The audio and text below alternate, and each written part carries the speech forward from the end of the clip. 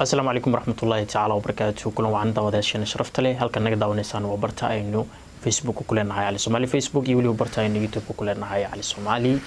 official. هذا ونكسن جماعة ونكسن رمضان كريم صلاة التراويح دي لا نجا أقبل أسود هذا ما عمر كلي مقالة عيسى بدل مقالة كأنه حربينا رياكشن كبيو ما صعد شيبة وقبل أيوة تريسي عبهت قبل يجانا وعجيب برونتي قبل أن وحيا بهت لا ضحية ربنا مقال كوسي داراد أنا قد قلنا أبا معا waxaan rabaa inaan gabay ku tariyo gabaygan wuxuu ku bilaabanayaa sida tan maxay dunida xal adag xujo iyo dib leedahay waxay leedahay maxay dunida xal adag xujo iyo dib leedahay maxay xaajo daba dheer dadku badi ku waxay leedahay maxay xaajo daba dheer dadka badi xujo ugu dhigtaa ama ay ku xirxirtaa runtii okay xanuunada dhamaantood waxa laga xoreeyaa qofkii aabo xeel dheer oo laabtu xalan tahay oo xiska daweyn kara dadka laga soo xulay waxay leedahay xanuunada dunida idil waxa laga maxaan ku raahdaa laga xurmeeyaa qofkii aabo xeel dheer oo laabtu xaaran tahay looga soo xulay alashaan aabo wanaagsan qofkii uu aabo u noqdo qofkaas dunida noqday qof nasiib leh oo guuleystay runtii waa maansa aad u cajiib ah waqtigan xab iyo biyo ahaa xub yaro maran waqtigan xab iyo biyo ahaa xub yaro maran hadii la xoorana quraanyadu xagafeen hadii la xoorana quraanshadaan iska celin karin yani xilliga yaraa oo markii hooyada ay dhashay aanaad ku yaraa oo aan xab biyo ahaa hadii la xoorana quraanshada baan iska celin karin oo awoodeeda ay sandameen inaan quraanshada ahay iska celiyo aabihii ximbaray ixirmeeyay keligii aabihii ximbaray ixirmeeyay keligii tan xoolo badan qabin asan xoog weyneen dartay galay xamaaliga qabin يعني حوق وين نهيسنين أني قدرتي حمالي أقولي علشان أبيه أسوق فقيرة ووحبا أن هيسنين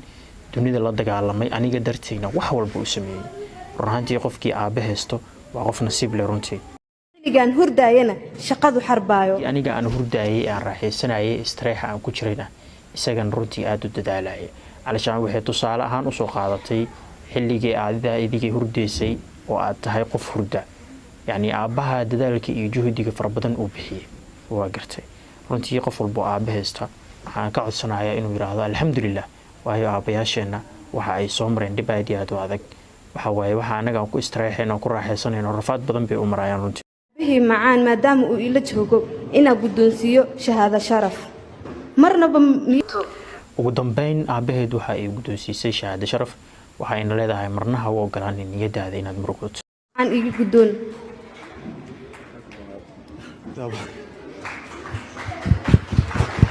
inta kuma eka bal waxa rabaa inaan in yar idin tuso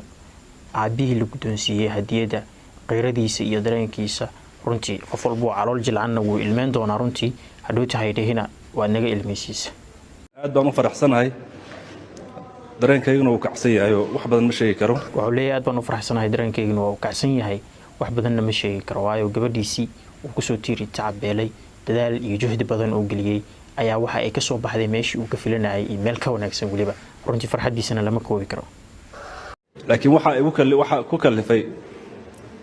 gabadhan inay san sameeyso wuxuu leeyahay gabadhan waxa ku kalifay inay sidan sameeyso aan ka wada sugnaa isaga inuu sheegi doonaa yaan rabaa inaan wax idin sheego ma aanan ogeyn xaqiiqatan arrintan laakiin miski waxaan waxa uu leeyahay runtii ma aanan ogeyn xaqiiqatan arrintan laakiin miski waxaan ku soo koriyay ilmadana waa ay soo dhaaftay laakiin miski waxaan ku soo koriyay oo yalaama ku soo koriyay xaqiiqatan aad u dhib badan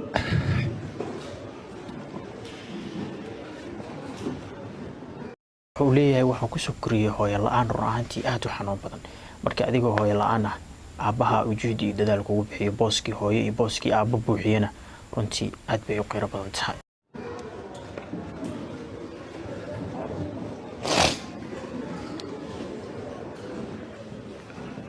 miski waxaa dhashay gabadh aan yaraan isku guursanay oo aad aan u jeclaa laakiin calafka ayaana kala geeyey kabacdi waad garan kartaan gabadhan hooyadeed la joogin ilmahan hooyadeed la joogin asagoo xanuun u leeyahay haddana wuxuu leeyahay miskii waxaa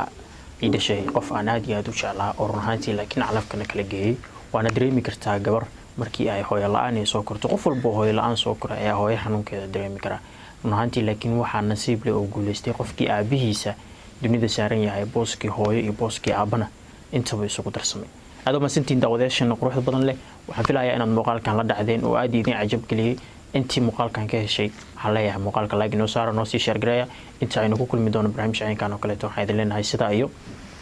nabadgelyo